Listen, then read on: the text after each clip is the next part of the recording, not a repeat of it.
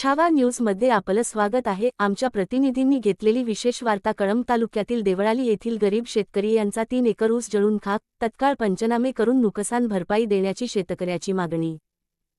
नमस्कार, आपण पाहतात छावा न्यूज। आज आपण देवळाली येथे पोहोचलेलो आहोत।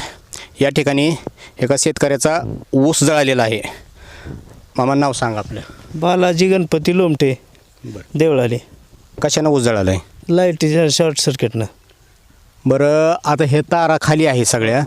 तुम्ही याच्या संदर्भात लाईनमॅनला किंवा तिथं ऑफिसला MSCB ऑफिसला कळवलं होतं का? 2-3 वेळेस कळवलेलं आहे।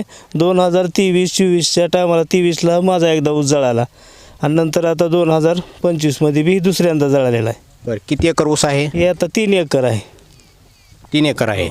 बरं, तुमचं हे ऊस भिजवता कशावर? सौरनं। मी लाईटीचा यांचा कसलाही वापर, 1-0 बी वापर करीत नाही यांचा बी लाईटीचा। माझ्याकडे सौर आहे, सौरवरच माझं ऊस सारे भिजवण होते।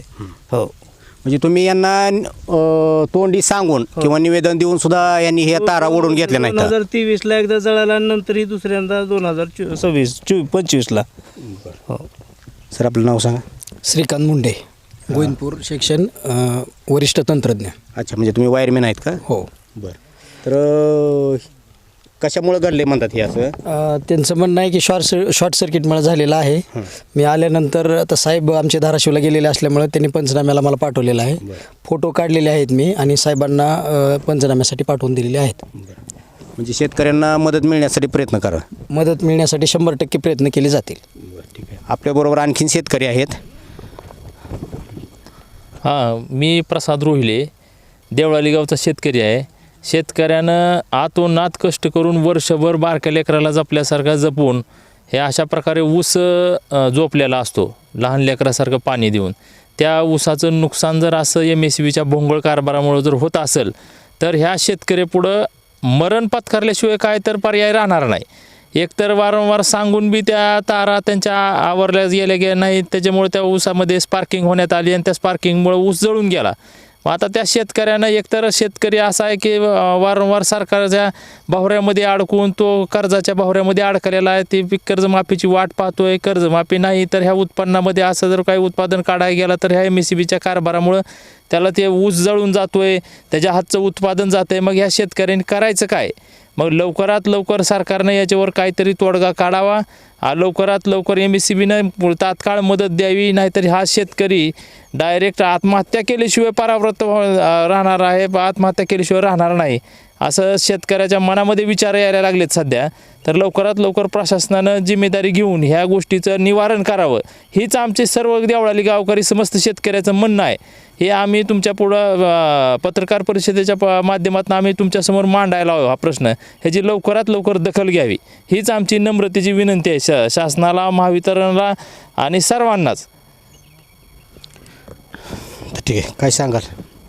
मी रावसाहेब अशोक पाटील। तर तुम्ही आत्ता पाहिलं असेल, यांनी पण मुलाखत दिली, पण असा हात वर केला तर माझ्याच हाताला तारा लागतात। समोर दिसतं एका याच्यामध्ये खोटं नाही। आणि या शेतकऱ्यांनी पोटच्या गोळ्याप्रमाणे एक वर्षभर ऊस जोपासला। या ऊसाचा ॲव्हरेज म्हणलं तरी 50 टन एकरी, म्हणलं तरी 150 टनाचं उद्दिष्ट होतं। पण आता काय सांगता येत नाही आणि कारखानदारांनी पण लक्ष देऊन लवकरात लवकर ऊसाला तोडून नेणं अपेक्षित आहे। याच्यामध्ये काय राहिलेलं नाही शिल्लक। तरी प्रशासनाने याची तात्काळ दखल घेऊन लवकरात लवकर काय असेल ते त्यांच्या लेवलला मदत देण्यात यावी, एवढीच अपेक्षा आहे। तर ठीक आहे, एकंदरीत आपण पाहिलं की फक्त MSCBच्या ढिसाळ कारभारामुळे आज ह्या शेतकऱ्यांचा ऊस जळालेला आहे। पोटच्या लेकरासारखं सांभाळलेलं असतं आणि शेतकऱ्याची व्यथा आपण वारंवार बातम्या टाकतो, पण शासनाला अजूनही जाग आलेली नाही। आता MSCBचा ज्या वेळेस शेतकऱ्यांना बिल भरायची वेळ येते त्यावेळेस मीही शेतकरीच आहे। शेतकऱ्यांच्या फ्युजा काढल्या जातात, डिओ तोडले जातात का तर त्यांना लाईट मिळू नये, आणि हातच शेतकरी ह्यांचा भरणा याच्यावरती आहे, सौर ऊर्जेवरती, याचा वापर नाही। यांनी वारंवार निवेदन देऊन सुद्धा यांचे ही केलं आणि ह्याला सर्वस्वी जबाबदारी हे MSCBवाल्याला धरत आहेत। तर ह्या शेतकऱ्यांना तत्काळ यांचे काय जो नुकसान भरपाई झाली आहे ती मिळवून देण्याचा प्रयत्न करावा। धन्यवाद।